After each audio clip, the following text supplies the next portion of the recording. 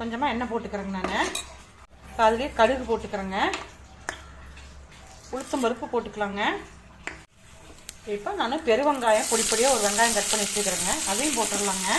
இப்போ நான் வரமிளகா 1ங்க, பச்சை மிளகா 2ங்க, அது கூடவே கருவேப்பிலை தலையும் போட்டுங்க. நம்ம நல்லா வதக்கிக்கலாங்க. வெங்காயம் நல்லா வதங்கணுங்க.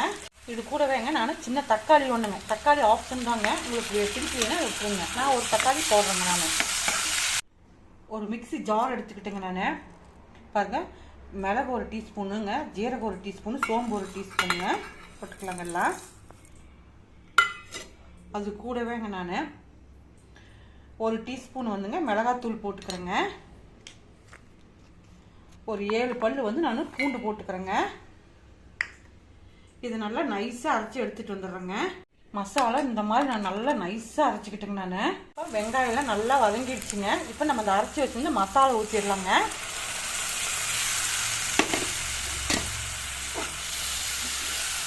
இது வந்து நம்ம பச்சையாக தான் ஊற்றுறதுனால கொஞ்சம் நல்லா வதக்கணுங்க. சிம்மில் வச்சு நீங்கள் கொஞ்சம் நேரம் பொறுமையாக நல்லா வதக்கி எடுங்க.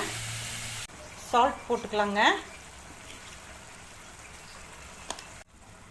இந்த மாதிரி நல்லா வதங்கிடுச்சுங்க. இப்போ நம்ம ஒவ்வொரு முட்டையாக ஊற்றிக்கலாங்க. கலர் வேண்டாங்க.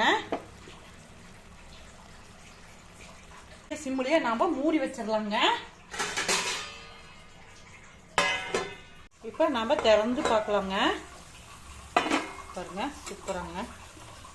இதை நம்ம வந்துங்க அப்படியே கிளற வேண்டாங்க. அப்படியே கொஞ்சம் கொஞ்சம் அப்படியே உடச்சி விட்டுடலாங்க. பாருங்க, நம்மளுடைய அழுங்காத அப்படியே எடுத்து வச்சிடலாங்க, போட்டுடலாங்க.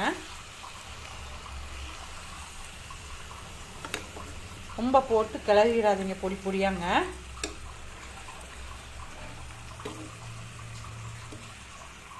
இன்னும் அப்படியே கொஞ்சம் நேரம் அப்படியே இருக்கட்டுங்க.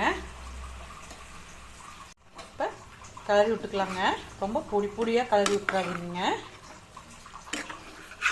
நல்லா மசாலாம் பாருங்கள், அந்த முட்டையில் போய் நல்லா பரண்டுருச்சுங்க.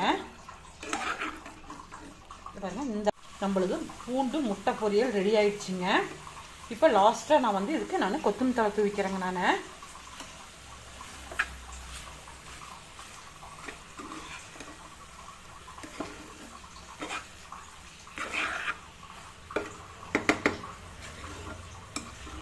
ரொம்ப நேரம்லாம் வச்சிருக்க வேண்டியது இல்லைங்க.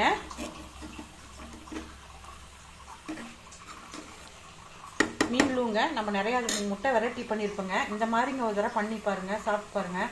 ரொம்ப நல்லா டேஸ்ட்டாகவும் இருக்குதுங்க. லைக் பண்ணுங்கள், ஷேர் பண்ணுங்கள், மறக்காமல் சப்ஸ்கிரைப் பண்ணுங்கள். இந்த வீடியோ பார்த்ததுக்கு ரொம்ப நன்றிங்க.